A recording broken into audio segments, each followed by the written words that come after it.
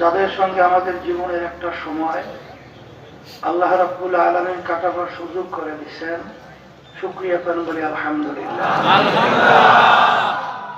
Line শাকারতুম লাযীদান্নাকুম ওয়া line কাফারতুম ইন্না আযাবী লাশাদীদ। আল্লাহ রাব্বুল আলামিন বলেন, হে আমার বান্দা বান্দীরা, আমার পক্ষ থেকে নেয়ামত যদি পাও শুকরিয়া আদায় করো। শুকরিয়া আদায় করলে তোমাদের উপরে নেয়ামত আমি আরো বাড়াই দেব।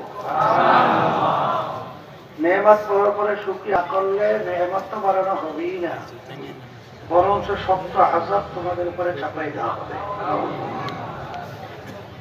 অনেকের কানে মাহফিলে দাওয়াত পৌঁছার পরে অনেকের সুযোগ থাকা সত্ত্বেও আসে নাই।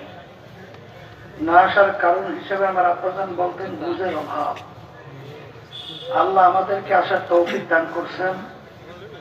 আব্বাজান রাব্বুল আলামিন বান্দা বান্দাকে মাফ করার জন্য ওসিলা তালাশ করবে,